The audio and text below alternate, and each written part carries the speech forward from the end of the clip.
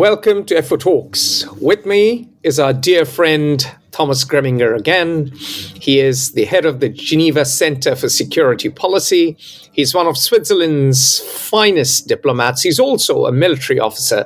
So no better man than him to talk about a very critical issue in the aftermath of the Daddy NATO summit and the controversy about whether Europeans are now appeasing Trump. So, Thomas, welcome. Well, good to be with you, Atul. I hope the heat in Geneva isn't bothering you too much. Well, it's extremely hot, believe me. Well, global warming, I mean, in some parts of the world, it is hitting 50 degrees centigrade. So yeah, we are not there yet here in Geneva. I hope not. Fingers crossed. Okay, Thomas, NATO Secretary-General Mark Rutte has called US President Donald Trump daddy, setting off a storm in a teacup. Now, some European diplomats have praised the Dutch politician. Others have damned him. They think he's been too fawning, too sycophantic. My question is the Trump-led United States now integral to NATO again? Well, in a short-term perspective, I think it is the result that counts. And in that sense, NATO Secretary-General Rutte was successful. He managed to contain Trump's moods and kept him on board of the agenda. And the transatlantic alliance, survived that summit. What is going to happen in a medium-term perspective, I think that remains unpredictable with the current president. I see. So there's something more substantive that came out of this summit, which actually is worthy of detailed examination. European leaders have set a new target of spending 3.5% of the GDP on defense, along with 1.5% on things like cybersecurity and infrastructure. Is this just a gimmick, or do the Europeans mean what they say? Well, I think I would argue 2 points. Point number one, I think there is a political resolve to invest significantly more in defense spending. And in that sense, that objective has been reached. However, I would doubt, that all NATO members are, capable and politically willing to really seriously reach this target. And I think for quite a number of them, this was now mainly a concession made to keep the transatlantic alliance intact, not to put it in jeopardy. So in a way, you could argue that this 5% target was agreed upon to please the US president. I see. Now, it's very interesting you've mentioned this target is to please US President Donald Trump. Now, the challenge for Europe is aging. National debts run high, for some countries alarmingly high. And the post-war welfare model is under strain. Where will the money come from? Yeah, I mean, that's, of course, an extremely pertinent question. I think I share your assumption. It will have a massive crowding out effect on other areas that need government spending. I suppose health, education, but I can also see it in my country. It also goes at the detriment of all soft security tools, diplomacy, etc. So there is a massive crowding out effect that all attempts to reach this enormous target will have. Could that lead to a strengthening of the far right and the far left?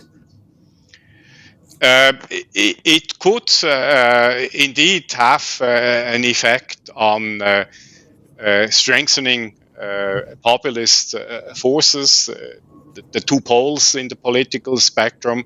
I think that is a fair assumption. I see. And now let's talk about something else, which is right up your alley. What are the big security threats to Europe today? I mean, there's all this talk about security, but what are actually the threats? And is there a European security doctrine in, say, 2025? We are speaking on July 2nd, 2nd of July, Wednesday. As of today, is there a coherent European security doctrine? Well, I think the challenge is that we have a very broad spectrum of threats. So indeed, I wouldn't, argue with again having a conventional military threat in Europe.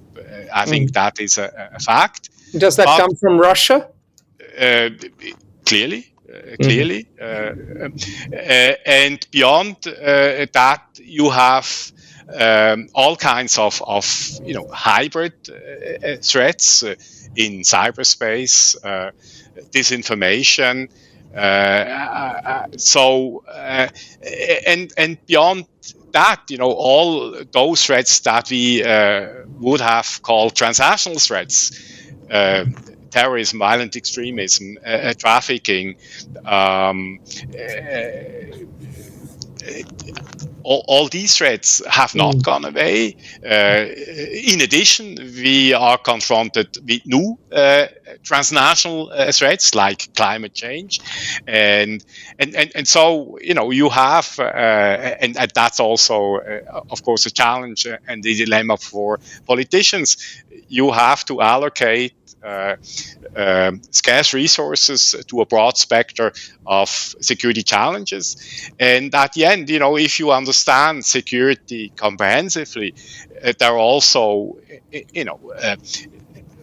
national resilience, social cohesion, that's also part of a comprehensive security picture. And of course, triggers further spending dilemmas. So it's not easy, to be in a position of having to decide where to allocate scarce means these days.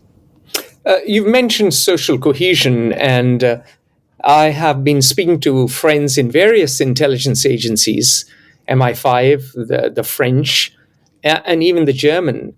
And there seems to be both a fear of the rise of disenchanted Muslim youth who live in ghettos, as well as the rise of working class white youth who feel angry that they have been passed by, they are left behind, they don't matter. Do you share those concerns that my friends are sharing with me? I do, but I would argue, this is not a super recent phenomenon. This is something that we've seen emerging, I think, over the last decade or so. And, also this dissatisfaction with the current model of globalization that you see spreading in many of our societies, I think is triggered by this perception that this world order, this economic world order, benefits some a lot. Some would say the Davos set. Well, you use that term. It's not my term, Thomas. Everyone uses it. I can't claim originality. Yeah, no, but I mean, you know what I mean. So there is this sentiment that while perhaps objectively speaking, we are all better off, but I think the perception is clearly that some profit much more than the majority, and I think this leads to unease, and eventually, I think if this is left unaddressed, it will indeed endanger social cohesion in our society. I think you can see that all over Europe. You also can see it in Switzerland. Let me take you back to, you answered about the whole range of threats Europe faces. Do you think Europeans have come together and forged a new European security doctrine? Of course, we had an 800-page Mario Draghi report, and there is a lot of talk of making Europe a little more cohesive. But do you think Europe has arrived? Is there some doctrine as yet, or some idea or vision as yet? I wouldn't call it a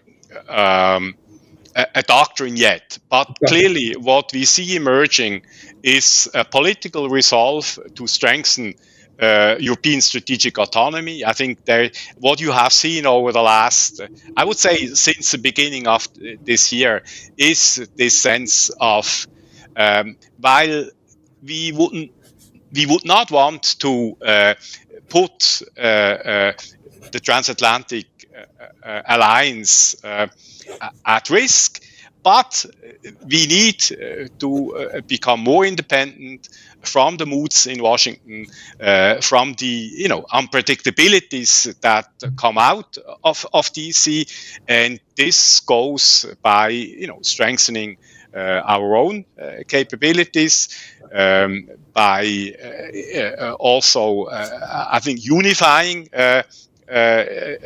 major European actors. And what you have seen, for instance, coming out of the E3, again, over the last few months, I think is quite significant and is quite telling for this new trend. And I think that is definitely something that I would consider positive. And here, perhaps President Trump will go down in history as the big promoter of European strategic autonomy. So you've talked about European strategic autonomy. So let me ask you a question which follows. Does rearmament, does this focus on defense, does this autonomy mean re-industrialization in Europe, especially in the defense sector? Or, as critics are saying, will it just mean Europe buying American arms to keep America locked into NATO and into Europe, and thereby benefiting American defense companies, American shareholders, and the American economy? I think, you can't rule out the scenario you just described. I think this is, at the end of the day, a matter of political choices. I don't think so. I think in the short to medium term, yes, we will continue to buy a lot of American arms because, the defense sector in Europe is just simply not yet up to speed to provide all those weapon systems, all those ammunitions that are currently being demanded. But I think if there is a sense, that this is a medium to long-term trend, these capacities will be built up, restored. And I think you see some of this happening these days. And I think a lot will obviously depend on what is going to happen to the war in Ukraine. If indeed we would manage to end hostilities in acceptable terms for all major stakeholders, including Ukrainians, then I'm not so sure, that this trend for this enormous defense spending will be maintained. I think there is a lot of competition, and we talked about it from other sectors, that need resourcing, that need investment, and so. But assuming that the war continues, then I think we'll see this happening. That is, a continuation of rearmament in Europe, accompanied by strengthening, building up of the defense sector. You've already answered this question, that in the long run, Europe is going to achieve greater strategic autonomy. But still, I have to ask this question because of the fears, because of the headlines all over from El País to French newspapers to German newspapers, all across Europe, actually, even the British press. There is a real fear in Europe that Europe is turning into America's vassal. All the tech companies are American. All the data is with American companies. All the defense technologies are American. And Yanis Varoufakis, the former Greek finance minister, talks about techno-feudalism and about Europe really living under America's thumb. What do you say to such fears all across Europe, from Greece to Germany, from England to Switzerland? I would, I would be much more confident in Europe's strengths in terms of technological development, innovation. I think it's true. You're right. These huge tech companies, they're US based. But when it comes to innovation, I think you also have a very strong set of small and medium enterprises all over Europe that are, the backbone of European economies, and I think they have an enormous potential. And then again, I think in this framework of more strategic autonomy, which I would not understand only in the hard security sense, defense sense of the term, but also more politically. I think we will see Europe, getting stronger, and so I'm not contesting main recommendations of, for instance, the Draghi report. So I think Europe needs to get its act together, but at the same time, I'm not a friend of this Euro pessimism that comes up every few years. Okay. And you could always point to Airbus doing a lot better than Boeing if you wanted optimism. 80% of the Indian market, apparently. And Boeing's scores will not be helped by the fact that the plane took off and then just went down. And it turns out that there was some failure somewhere in the system. Anyway, so all right, so much for Euro optimism. You don't like Euro pessimism. You're a Euro optimist. So let me ask you my final question: how do European leaders reconcile a US-Europe security alliance with rising US-Europe trade tensions? Yeah, I think this is a dilemma that the US government will have to manage carefully. I think if this. If trade policies are perceived to be consistently hostile by the United States, this will have political repercussions. And at the end, obviously, if you have to weigh maintaining at least the core of the transatlantic alliance to trade policies, that you consider unfriendly, I think you're probably ready to swallow a few things that under normal circumstances you wouldn't be ready to swallow as Europeans. But I think there are limits to it, and I think, at least in President Trump's environment, this is also being perceived, and this is why they're trying now to strike all these trade deals. But this turns out to be much more complicated than they would have figured. So we'll see. But I mean, clearly, this is a risk factor. These trade policies, these tariffs, and I think Washington, has an interest to be careful about what they do if they don't want to put off everybody else, among their partners and friends. I see. So what you're saying is that trade and security cannot operate in isolation, and if the US abandons its free trade policy or its open trade policy, at least with its allies, there will be repercussions in the security realm as well. It's only natural that this will happen. I think, that's a fair summary. Yeah, absolutely. Brilliant. Thomas Greminger, I know you're very busy. We could talk about other things, but we'll let you go. You've been very generous with your time. We'll have you back on FO Talks, and we look forward to our next discussion, and hopefully it'll be a Euro-optimistic one, not a Euro-pessimistic one. I hope so too. Thank you, Atul. Thank you very much for your interest. Thank you. Join the conversation at Fair Observer and subscribe to our YouTube channel.